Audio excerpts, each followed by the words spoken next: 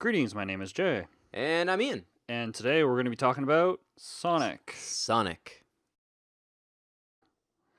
But before we do that, Ian, let me know what games you've been playing. I've been playing a little bit this week. Yeah. Yeah, I mentioned last week Mm-hmm. that I'd started playing Oxenfree. Right. I finished that this week. Yep. And I actually played Oxenfree as well. And we're going to breeze over this because we're actually going to talk about it a little bit in the next A segment. little bit of a chat and review. Yeah. But what else have you been playing? Your playing of Diablo 3, actually, I guess my own playing of Diablo 3 as well, got me more into it. So I've been doing some of the late, end game stuff with some friends. Cool. And I got back into some Ace Combat 7. Oh, okay. Yeah, it's been a few weeks since you played that. Yeah, and I really want to finish it because the story's really weird, but the gameplay's a lot of fun. Right. So I think I'm just about done. Okay. I feel like there's around 20-ish. Yeah, I think there's 18, 20 missions or something near there. Something like that. And My friend and I looked it up before whenever he was playing through it and he was talking about it. But yeah, it's around there. Yeah, so I'm pretty close. I'm around I think 16 or 17. Oh, okay. And So still looking at. yeah, it's a lot of fun as far as an arcade flight sort of sim. Yeah. It's a lot of fun. Yeah, cool. And also, I have been playing a little bit of Tetris 99. Oh, okay. How my friend suggested that's a game that I might like because I like Tetris and Puyo Puyo. So, Yeah. how are you liking Tetris 99? Honestly, it's kind of neat. It's very much basic Tetris, with that weird battle royale mode. Right. But yeah, I mean, it's free if you have Nintendo's online service. Right. And it's just Tetris. Yeah, I ended up getting the Nintendo Online service because of Diablo 3, which I'll get to that's in a right, second. And I'm now I have access to that game. I might give it a shot too. Yeah, check it out. I mean, it's fun. The game takes no more than 5 minutes. Well, that's they're pretty cool. they're really quick, and if it's the kind of thing, if you have a few minutes just to kill, Right. you're It's like, a good oh, okay, filler game. Yeah, Before you absolutely. go to bed or something. What have you been playing this week, JC? Well, Oxenfree as well, which we'll get into a little bit later. And Diablo 3. And a little bit of news with Diablo 3. As I mentioned, I got the online pass thing, and the reason why is because I actually bought my own copy. You liked it so much, you wanted your own. Yeah, so now there's two of us on the console, and I'm playing on a big TV, and then I'm just nice. playing on the couch beside them on the console itself. Okay. And then linking in. So I got the online thing so I could upload my character and then download my character, so I didn't have to start over again because I just didn't really want to start over again because we're almost level 30, mid 30s or something like that right now. But we completed chapter 2 in the last session, and we started a little bit of chapter 3. What did you think of that last boss fight in Act 2? I was okay. Yeah. He literally went down in 3 hits from the tank. Okay. I was like, oh, I'll get the ads, and then my one friend who's playing is called the Guardian, the Paladin class, Crusader. He's a Crusader, and he laughed and he said, oh, okay, and then literally he just chomped him a couple times and he died and all the ads disappeared because as a necromancer my ads spawn and they were kind of going all over the place against the ads, and I was just thinking, oh, it'd be smart if somebody handles those, and my class is good at handling those because of the crowd control with the minions and stuff. Yeah. So I could bring up some extra skeleton mages, and I tried to formulate this plan, and literally the battle was done in less than 5 seconds. So underwhelming, but maybe we earned it. I don't really know. It does get more interesting on the harder difficulties, so I'm excited for you to finish it and kind of get into the end game content, because I feel like, as much as the story was interesting and I really enjoyed it, I feel like once you get to the end, that's when the actual game, the game opens up for you. Yeah, and I've heard and I've looked into some of the end game stuff, and it seems kind of interesting, so I might play some of it. But generally, whenever I play these types of games, I play through the campaign and then I move on to the next game. That's fair. Because I'm playing with people who have beaten it more than a couple of times, especially my one friend, he's beaten it probably 5 or 6 times. It's his first time on the Switch, but he had it for the PC and the PS4. And same. Yeah. And so they're letting me listen to the story, but I don't talk to any of the NPCs. So Yeah. I'm thinking I might, like, once I'm 70, just, like, restart and quickly go through maybe on hard or, like, hard plus or whatever the next difficulty is. Expert, I think. Sure. Master. Expert, master, whatever. Torment. 16, whatever. Like, some difficulty so that I can actually talk to all the NPCs and get more of the lore of the game. Because right now, like, I understand it's, like, pretty linear and lackluster, but, like, it's even more so because I'm skipping a lot of the side stuff. Yeah. And I could be, like, asking them to stop, and they probably would be fine with it, but I don't want to slow them down. Like, we're just trying to beat the game, so I can have fun understand with that. it. But yeah, so I've been playing Diablo 3. Yeah, that's the one game other than Oxenfree. So we're gonna get into this. We're gonna get into our little Oxenfree discussion. Oxenfree, the chatting review of it. So you played it last week. I did. And we had talked about it, like, before the recording, and I was like, I think I know what game this is. We looked it up, and I'm like, no, I do. And I found out I actually own the game. So I decided to play it over the last week. So I played the game, and I played the New Game Plus game. And what was also really cool was in the options, there's a documentary. There's, like, 5 parts, and they talk a lot about the different aspects of the game development and design and stuff like that, which was really, really cool. And you got to, like, there's, like, 4 main employees of the company and then, like, a bunch of contractors, and it had interviews with, like, the voice actors and, like, the person who made the music, and so sort of like the lead designer and stuff like that. And I watched those as well, and I really enjoyed the game. Yeah.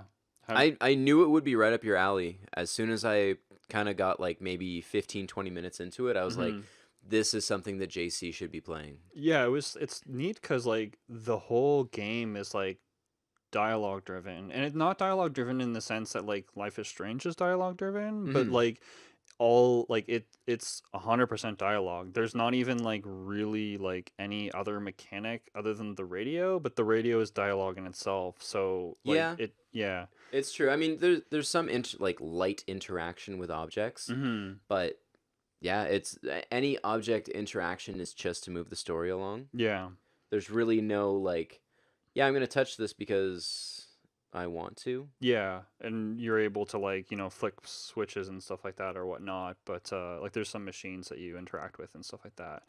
But yeah, and I think my favorite part about the whole entire thing is its dialogue, because it's like, it's an indie game, and, like, it looks really nice. The backgrounds are, like, absolutely beautifully drawn. Yeah, they are. And the best part about the whole entire game is the voice acting. Now, not to get spoilery, I know we're gonna get a little bit spoilery in a minute. Second section of that, but which we will warn. But what did you think about the kind of, like, horror-ish elements?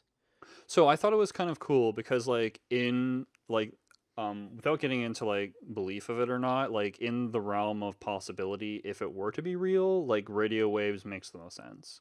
Yeah, I guess that's true. You know what I mean? Like, if you could tap into, like, a ghost frequency or something like that, like, that to me makes the most sense, and it's, like, the lightest form of, like, suspension of disbelief. So I kind of like that aspect of it. It's the plot of that movie with Michael Keaton. White Noise. Not Batman? Okay. Not Batman. I haven't seen that movie. Oh, check it out. I mean, because it's a similar idea with the radio waves and the, like, ghost frequencies. Like cassettes and stuff?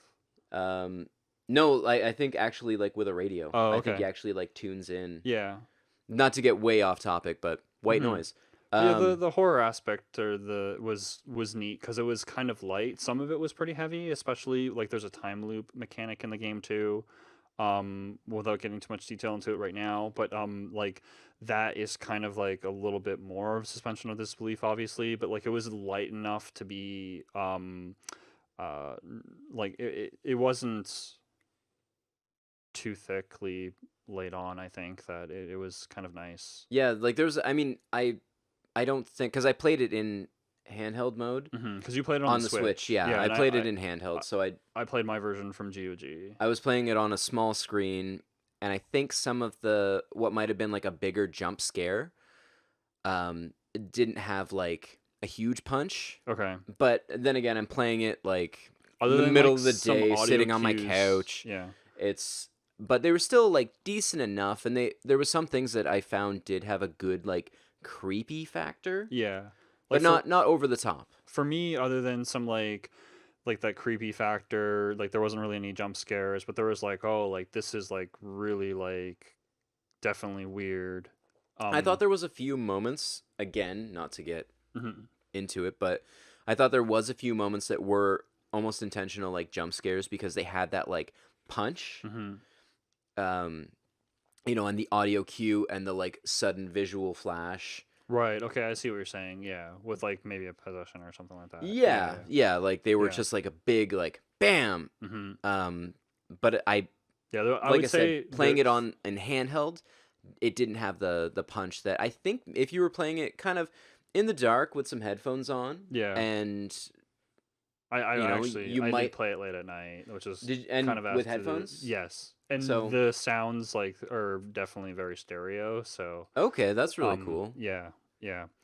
What was interesting about this dialogue of the game is there's a ton of it. Like you could play through a handful of different times and get very tweaked minor differences in the dialogue. The same overall plot happens per se. There's a few different endings, but like you can go through and like there's certain aspects where you can talk with certain characters or bring certain characters with you, and it changes kind of like what like the dialogues are and stuff like that. Yeah, and like you can play through it again and actually get another experience from it, which I thought was really, really cool. Because we had talked about like what our different endings and playthroughs were for the first playthrough, and they were totally different. Yeah, so we're gonna get into a little bit of spoilery discussion. So skip ahead a couple of minutes. We'll link a timestamp below. Yeah, you'll see for once the Sonic segment starts and the timestamps, that'll be it. But yeah, let's get into some spoilers, I guess, since we've kind of already overviewed what we thought about the game. Yeah, I mean, I didn't go too deep into the New Game Plus. I just kind of wanted to see if they sort of acknowledge the fact that you are replaying again. Yeah. And when I saw a little, it does the little like, I guess like fuzziness. Yeah, it's like radio screen static. Yeah. Kind of like if you need to like for people who have played on like who are older or who have seen an older like tube television, there'd be like a dial on like the UHF and VHF channel that like you could like get the screen like less slanted and stuff like that whenever you're trying to get in like the bunny ears and stuff. It kind of looked like that. Yeah. And you'd get a little bit of that, and there was a couple dialogue things that I heard, like you know, like Alex mentioning, like didn't I say this before? I thought I did this before. And in the New Game Plus, she does that right away. Yeah, and you have the ability to. You don't have to do that, but you can be like, no, guys, like, dude, like we've done this, and that was really, really neat because it's like a total acknowledgement. And so the whole thing about it is that like there's a time loop, and the kids are stuck in a time loop. So yeah, and you're still in that time loop. Yeah, because you get through the whole entire game, and then the game ends, and then I guess the New Game Plus stuff was added a little bit later. It wasn't available like on launch, because this game's a couple years old now. But so it'll actually tell you like continued timeline ? And you can click on it, and so it just starts again at the boat, and it's like oh okay. So then you can start like interacting with the characters, and like none of the characters kind of acknowledge.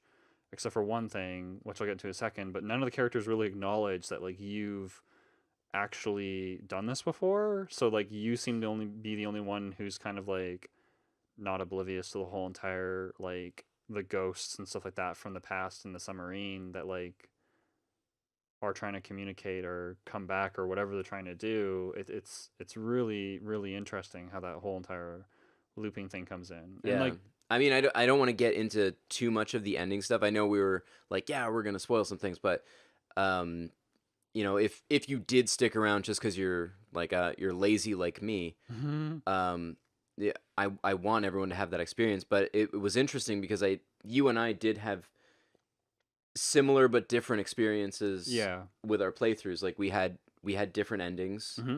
Yeah. So like, what was? Do you want to get into what our endings, the differences were?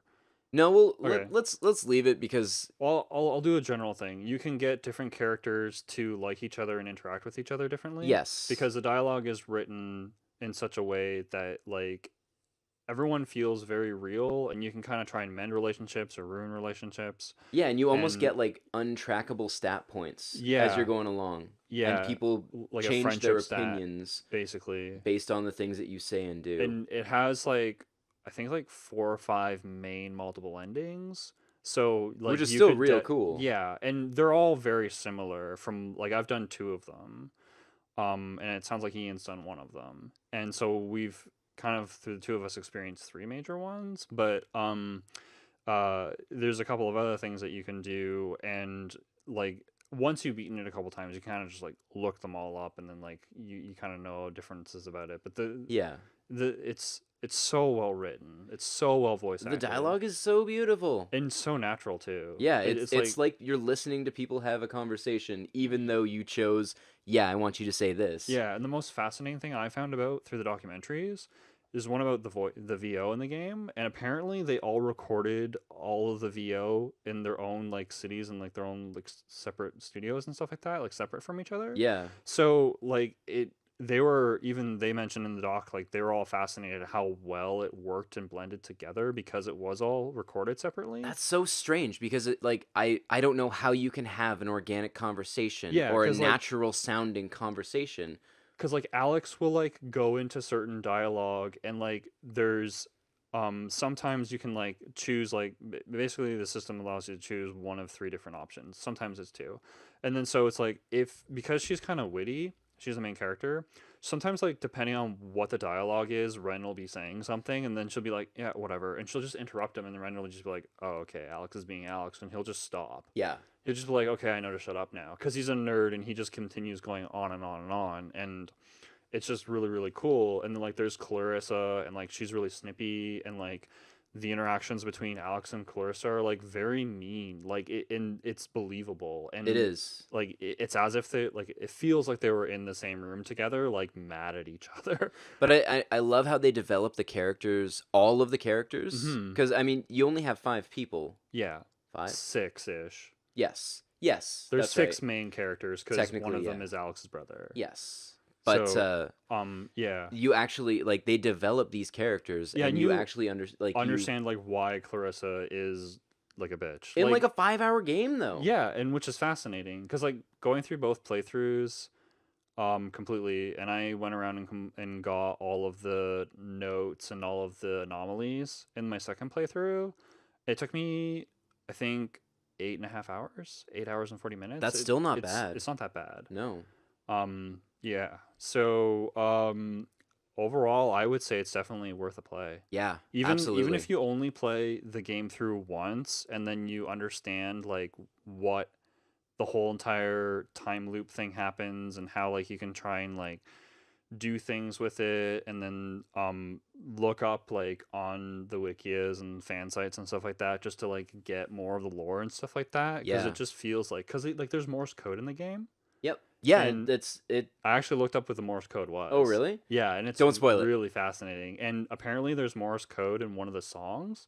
One of the documentary videos was about the music, and the music artist. The music's fantastic, by the way. And but very subtle. Yeah, and what's weird about the music is he's not like an elitist on like, oh, it has to all be like digital or it all has to be like analog. The soundtrack and music and sounds are all like 50/50. And like Yeah. he got like real like tape reels and stuff like that and recorded them to get like real noises and an old FM radio and stuff like that. But anyway, full circle back to my point. He put Morse code in one of the songs, and it was only like a couple of like weeks into like the game being released that like they didn't notice right away. It took a while to like actually like for people to notice. And then there's the beat of it is actually like shortened in longs, and it's Morse code, and there's a message in there too.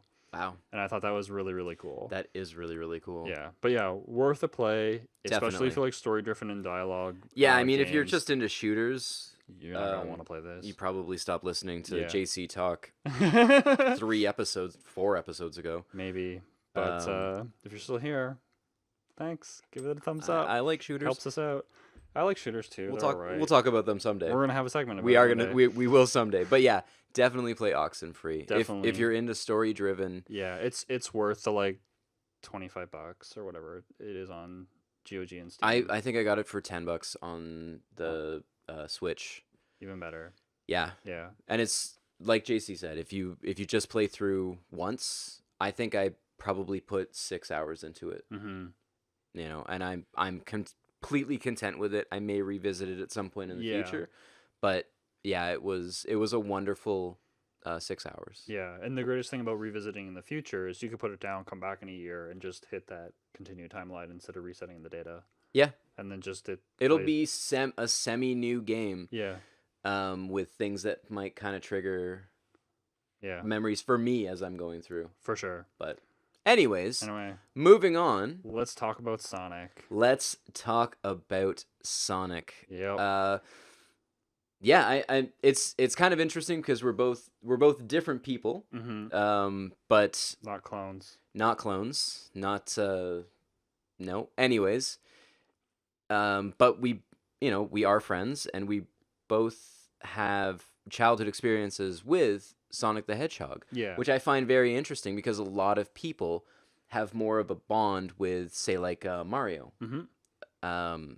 And for some younger people, it's like Crash Bandicoot. Yeah. I mean, you still Spyro. have everyone has a mascot at some point, but you tend to find more, I would say, people our age in the Mario camp than you would in the Sonic camp, because most people had a Nintendo. It was, even though there was a point where Sega did have the I think they had 60% of the market at one point. Yeah, just after the release very, of Sonic. very neck and neck. It kind of it dropped very quickly after, because the Super Nintendo did explode and really took over. Most people I knew had a Super Nintendo, and I had a Sega. So all that out of the way, tell me about your first issue, or your first experience, I should say. Well, first issue, there's not enough games. I know, there's not enough games. Tell me about your first experience with the Blue Speedster. So my first experience was with my neighbor, who I've mentioned in a previous episode, who had the Sega and Sega CD. They had Sonic 1. And this was before they got the Sega CD. And I had played Sonic 1 very, very briefly. And then my own, like, more like core experience with Sonic was whenever I got the Game Gear with Sonic 2. And that's whenever I actually, like, sat down and, like, played the game, like, a lot, and, like, really learned who he was. And, like, soon after that, like, the Saturday morning cartoon came out and stuff like that. But, like, the first game, which we'll get into in a minute, but the first game that I played was Sonic 2 and Sonic 1 for the Game Gear. They were very close to each other, actually. It's probably within months. Like, I played the first one in the summer, and then that Christmas I got the Game Gear. Yeah, but yeah, just constantly on the go with the Sonic 2 and Tailspin in hand, and switching back and forth and trying over and over and over again to try and beat that first boss. Being very mad at it. And the crazy thing is, like, I honestly had a very similar experience, but just, I mean, a little bit different because we're not clones.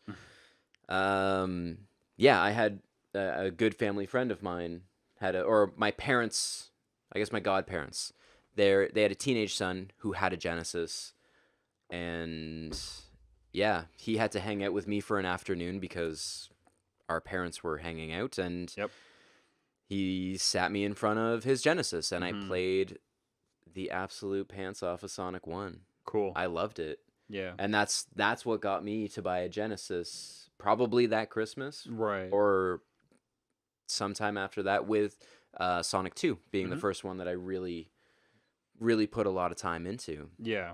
So, I mean, similar, except instead of a game... Actually, my first purchase... I know I probably mentioned this before, but I bought a Sega or a Genesis with Sonic 2 and Tailspin.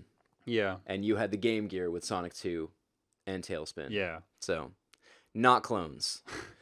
Yeah, that was kind of very interesting. That's super weird, but... Like, what the hell? Hey. Yeah, so both of the games are very different, but they're both platformy, and they're, I would say, both very good in their own respects. Yeah, I'll be honest, if I was gonna sit down now and play a Sonic game, I would probably play Sonic 2 over Sonic 1. Yeah. Just because I love being able to, like, spin. Every time I play Sonic 1 now, I'm always irritated that I can't do that. Yeah. I have to have momentum behind me to spin. And then when you don't have enough and you like, do that, like, shitty little, like, Yeah. You guys know what I mean. I like the levels in Sonic 1 a lot. I don't know if I like them more, but I don't know. I think I've played 1 more than I've played 2. But definitely more of the Game Gear versions of 1 and 2 than I have the Sega Genesis versions. But yeah. Did you watch the Saturday morning cartoon? I did watch a little bit of it. I mean, it was a Saturday morning cartoon that came out when I was a kid. Yeah. So, I mean, yeah, of course. I definitely watched it, but it wasn't like a top priority. I mean, it wasn't one of the standouts for me. Yeah, it wasn't for me either. I do remember Jaleel White and Chili Dogs.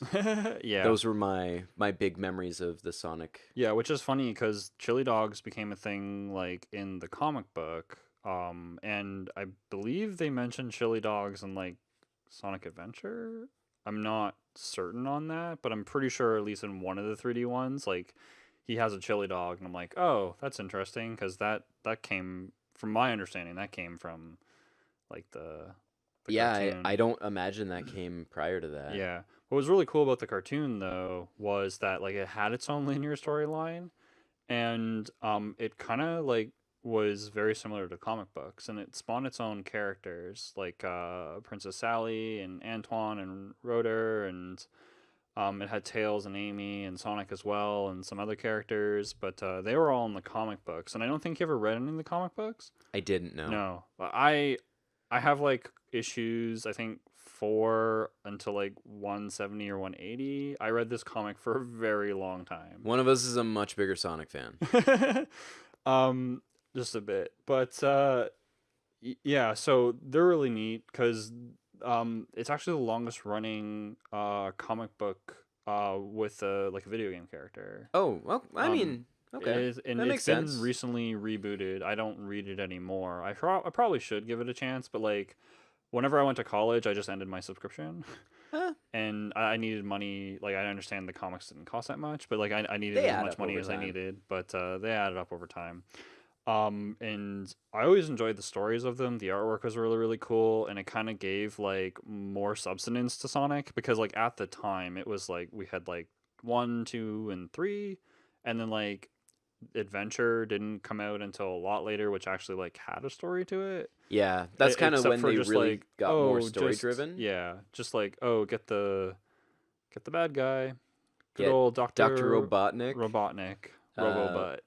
Or Eggman. Eggman is what he is officially called in the Japanese, and they force that over on the... Yeah, they have changed it now to... Yeah. Is it Dr. Eggman? Yeah, it's Dr. Eggman. Yeah.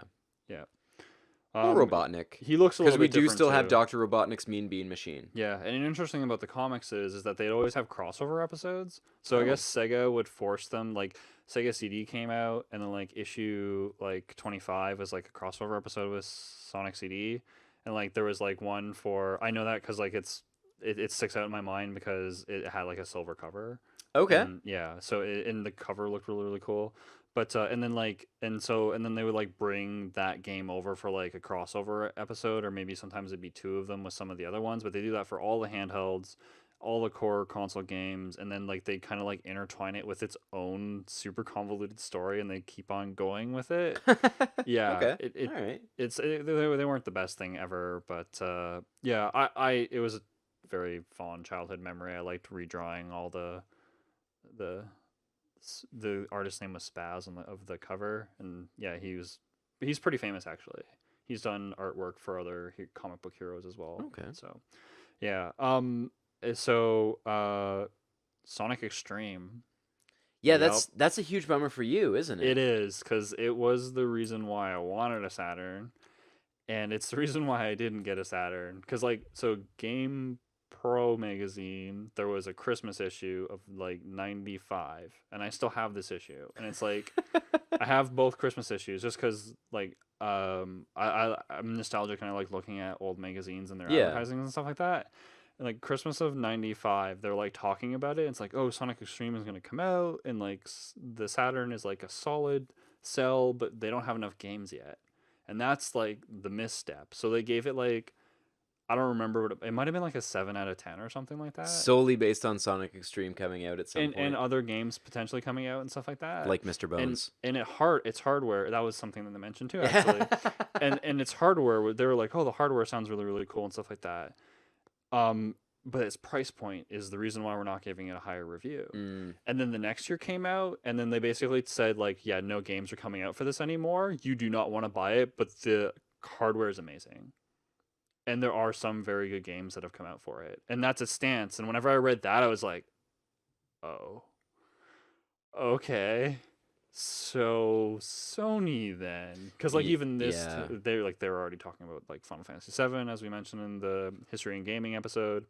And yeah, it's just, I don't know. I've seen the prototypes for it and like some video on it and stuff like that. And it's really interesting, like the convolutedness, because like Sega of America was making it, and then that's weird. Yeah, and they were like constantly getting delayed, and I don't know if any of this is true or not, but like it sounds like either they were behind and they were trying to lie about it, or they weren't behind and Sega was trying to squash them because they didn't want Sega of America to release a game of Sonic. Not to get super into the history, but I mean, the original creator of Sonic only did the first 2 games, I believe. And then he left. Right, but they were still all made in Japan. But then he was brought back on by Sega America. Mm-hmm. Possibly for that.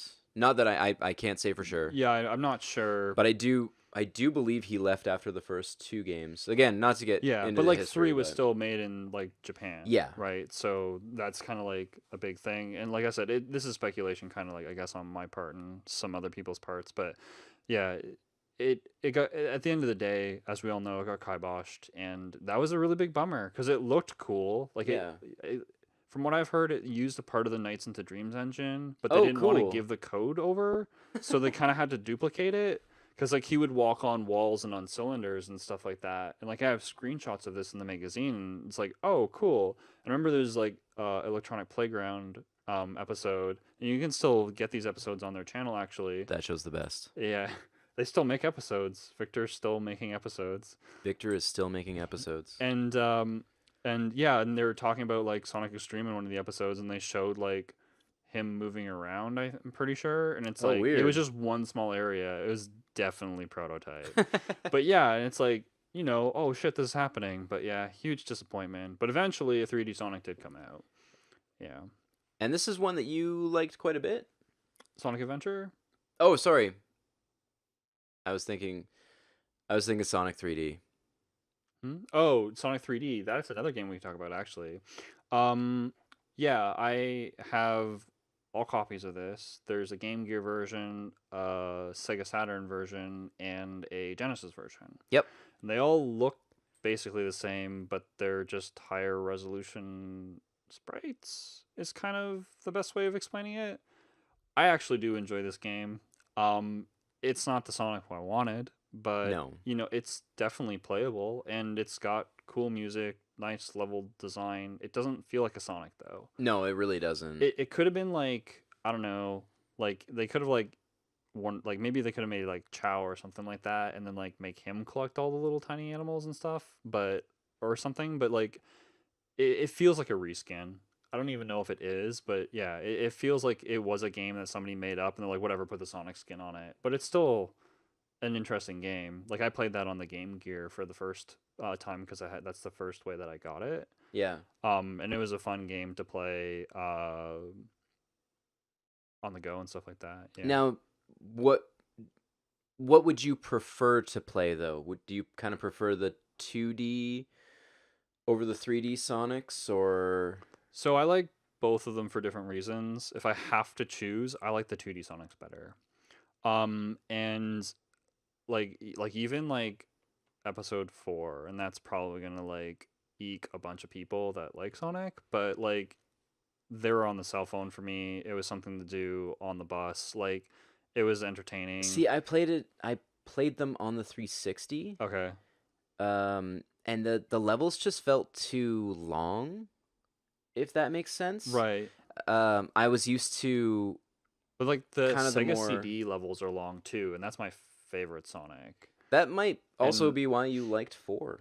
Maybe. Who knows? Because I didn't, even though I had a Sega CD, I never played Sonic CD. Okay. That's like the best game on that console, though. Well, no, Lunar. I lied. Snatcher's better too. Rise of the Triad. Okay, that's a good game too. There's a ton of good Sega CD games. There's a ton. Totally underrated system. Yeah, but I would choose 2D. And like the 3D games, I just don't, other than like Sonic Adventure 1 and 2, I just like, especially like Sonic the Hedgehog like 2006, I think, which is like the PS3 360 one. Yes. I don't know if they knew what to do with the game. It has some neat gameplay elements and ideas for like the bosses and stuff like that, but it's like, yeah, I don't know. Like, yes, it's platforming in 2D and you have to slow down a lot, and it's not really that actually fast of a game as people say it is. But yeah, it doesn't feel like you're really doing anything. Whereas like the first level in Sonic Adventure 2, you're like snowboarding or skateboarding down a street, right? And then that's right. Yeah. And then like there's speed like right away in the first Sonic Adventure. You're like running away from like the orca whale. And it's like, yeah, like I'm super fast.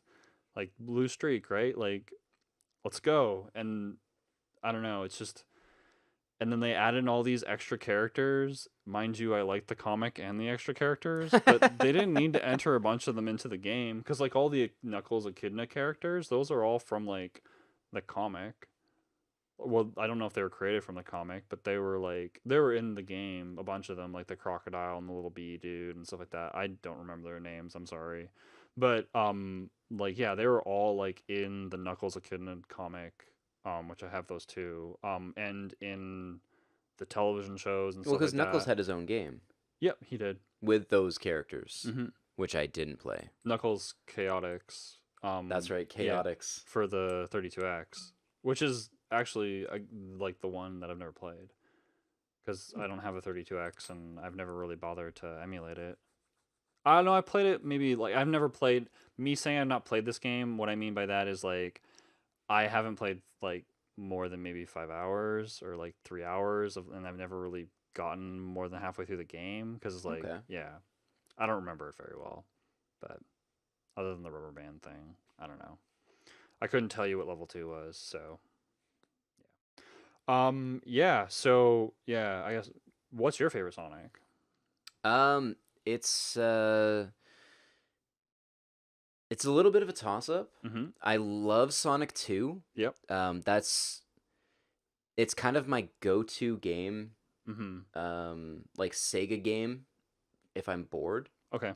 I could sit down and easily lose 5 or 6 hours to Sonic 2. Right. Just, yeah, it's very enjoyable. I love the levels. I love the music. I love the bonus stage. Okay. I like it way more than the first Sonic with the weird fish background music thing. Yeah. This was actually a real very mellow music as well. And whereas that was 2 had that like amped up running down a tube trying to not let Tails get blown up. Yeah.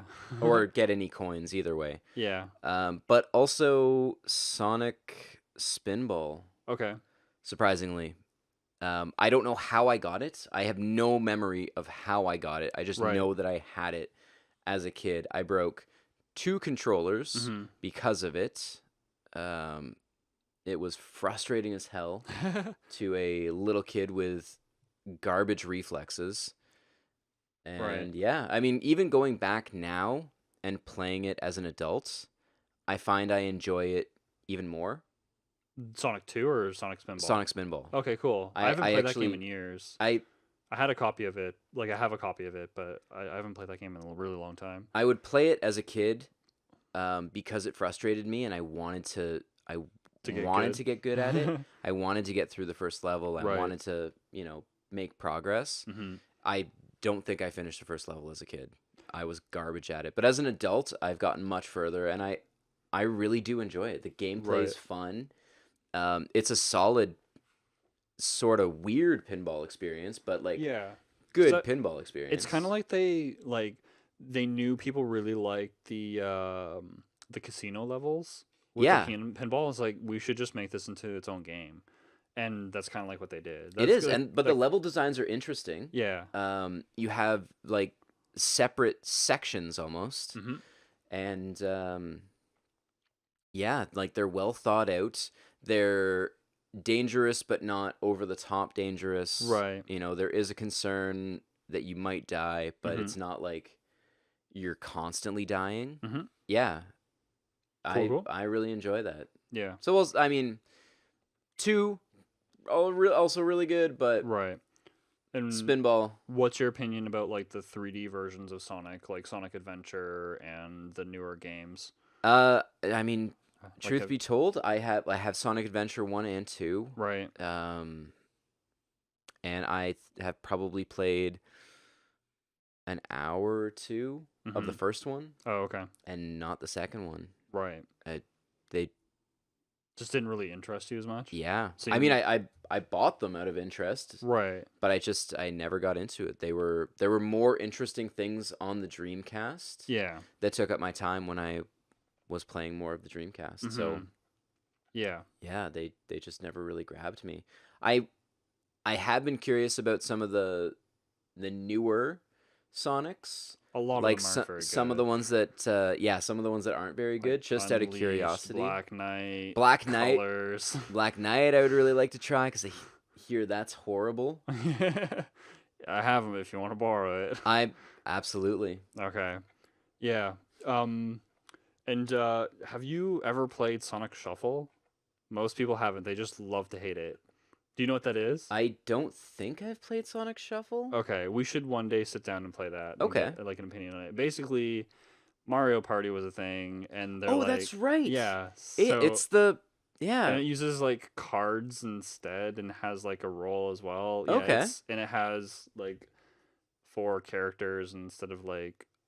Mario Party has more of them, but, like, there's Amy, Knuckles, Sonic, and Tails, and I think you might be able to be... Yeah, I think... That might be it. But you go around the board just like Mario Party. It's a clone. Hey, I mean, I'll give it a shot. But you know what? It's entertaining. Like, I never had a 64, and I had the Dreamcast. Like, I got it, like I said, in 2002. Yeah. Or, like, early 2002. Like, right as soon as it died. I bought from that game store. And, yeah, like, I played it a bunch with some friends, and we seemed to enjoy it. But... It's definitely doesn't have as many mini games, and it's not as good as Mario Party, but I am gonna hit you with something that exists out of nowhere. Yep, it's not in our notes. Was it Dark Brotherhood on the DS? Yes, it's the RPG game, and it's made by BioWare. Yeah. Yep. I haven't played through it. No. That checks off so many boxes for you. Yeah. You love BioWare and you love Sonic. Yes. How have you not played through that? Because whenever romance options? No, I'm just... Hey, BioWare knew not enough romance options. BioWare knew what people wanted after Mass Effect 1. God. Oh, you want this? Here's Mass Effect 2. Oh my god. So whenever it first came out, it was kind of like a low radar game, and I didn't see it at the store, and so I don't think our store got many copies of it in town, like the few EB games around us. And then I just kind of left it alone, and it wasn't until like a few years ago, like maybe 5 or 6 years ago, that I actually like saw a copy and I was like, okay, here's a copy, and I finally picked it up, and I just haven't gotten around to playing it again. That's understandable. Yeah. So that's the reason why I haven't really played it. Okay. I turned it on to make sure it worked. That was basically it. But we look forward to your review soon. Damn it! Just keep on adding games to my list. If you want him to play it, tell us. Yeah, tell us. Make him do it. All right. So yeah, I have heard of that. And have you played any of the racing games? I haven't played any of the racing games. Okay. Not to get us way off topic, but I have played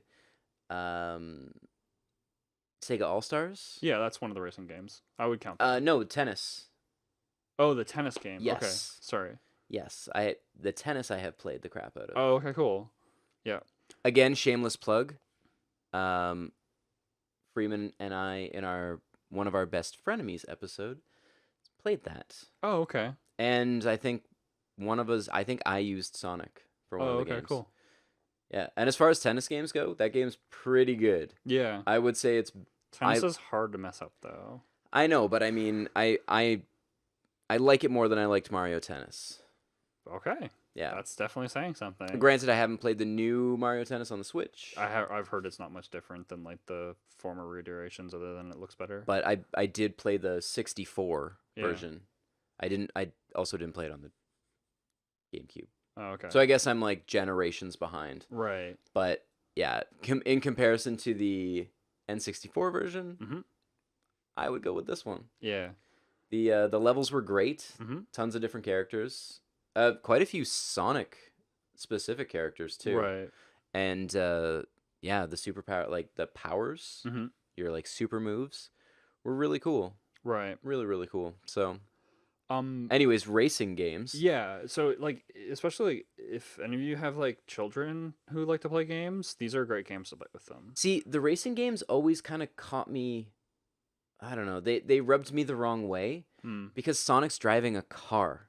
Yeah, that's true. Why is he driving a car? He can run so fast. Because it looks so cool. Yeah, but would it not look cooler if he was running super fast? As fast as the car, yes. And then, or like, faster than a car. Tails is like trying to catch up in his like Lamborghini or something. Yeah, like whatever. Like throw everybody else in a car, but Sonic should be running. That is... Yeah, okay, you kind of ruin racing games for me now. But, I'm sorry, but I'm not wrong. Yeah, I used to have Sonic Drift 2. Well, I still have it, but... Sonic Drift 2? Yeah, for the Game Gear. And it was a game that I used to play all the time. And I used to find that game hilarious. Because, like, you know how, like, Rainbow Road is a thing? Yes. This has, like, Star Road-ish thing? I don't know. Yeah. And it's definitely really interesting. It's funny, especially for that game, because it's just the classic like original SNES Mario Kart, or like maybe like NES Mario Kart if that would have existed. No, I think it was just SNES. It didn't, but I'm saying, but that's what it would have looked like. Yeah, okay. Yeah, because it was that on simple. like the Game Gear, right? But yeah, and the new games are actually pretty fun. They're entertaining. They've got like arcadey style feels, just like Mario Kart. Or Crash Team Racing. Which like I can't wait for that to be re-released. It's gonna be awesome. But anyway, enough about Crash and Mario. Yeah, so those are pretty cool. And you play Super Smash Brothers. I do. Yes, I do. I'm not good at it, but I have played it. Right. He's in that now. He is in that now. Yeah. Yeah. He's been in it for at least the last 2. Okay. Maybe 3. But like, that's kind of neat how like they used to be competing heads, and now it's like, okay, come on over. You know what I mean? Because it's like we did get. I mean, it would be interesting to see the two of them together in an actual platforming game. That'd be really neat. Actually, that's I think of that because like each of them have their own skill sets. Yeah. And I feel like some sort of like tag team game where like kind of like Sonic 2 where like except for Tails not being useless, have like Mario. That is not true. Tails was incredibly useless because if you had a younger kid with you that had to play video games, you could be like, "Here, you're Tails." Okay. And it's not like playing a Mario game where it's like, "Here, you're Luigi," and then you actually have to sit through them playing. No, you get to play and they're like, "Yeah, I'm doing stuff." And you're like, "Yeah, you're doing stuff." Very true. Very true. But no, like, because we've only had, like, we had the Winter Olympics, Summer Olympics. I mean, they're in Smash together. I'm trying to think of other instances where the two of them have been together, but I don't think there really isn't any others. Yeah. I mean, Smash is interesting because you do get, there is a Sonic level, which I think is Green Hill Zone. Probably. It's the most famous. Yeah. I mean, it's either that or going to be Casino. Yeah, it was Casino Night Zone. Yeah, that would have been way better. I'm pretty sure it's Green Hill, and it does have the like, ramp up, I guess. Oh, the loop. It's not the full loop. There's a loop in the background, but it's the like ledge. Yeah. And it is not easy. Like you can't just like run up and grab it. It's Sonic can because he can spin. Right. One mixture that they have done though that's not Sonic and Mario is classic Sonic and modern Sonic. Have you played Sonic Generations? I have not played Sonic Generations. Okay, that game is amazing. Yeah. Like, it's probably top 3 Sonic games, in my opinion, just because it was so much fun. Like, they actually grabbed, like, all the good levels out of all these crappy games. Now, Generations was done by the dude who did the mobile port? No, that's Sonic Mania. That's Sonic Mania. I thought he was involved earlier than just Sonic Mania. I don't know. It's okay. You can fact check us later. Yeah. I'm probably wrong. If you've made it this far, you know that I'm generally wrong. But more about Generations. Yeah, it's really cool because it has like the option to play classic Sonic and modern Sonic, and then there's like 2 versions of like the Green Hill Zone, for example, and then it's like 2.5D, so 2D, and then it's like 3D, just like the style that was created with Sonic Adventure and stuff like that. Interesting. And yeah, so yeah, I don't see Whitehead on here as a person, so I don't think he's actually involved in this game. So yeah, it's a really fun game. It's a little bit older. It came out in 2011, but if you haven't played it and you like Sonic, either of the 3D Sonics or the 2D Sonics, it's definitely really, really cool. All right. Yeah, and I guess before we end, we should probably mention that there's a movie coming out. That's weird. Yeah. Anyway, hope you enjoyed the podcast. Yeah, thanks for joining us, guys. We'll see you guys next Monday. Yep, for sure. And talking about video games. Indeed. Yeah, be sure to like, subscribe, and check us out on social media. The links are down below. See you next time. Miles per hour. Yeah, miles per hour. All right. Super catchy.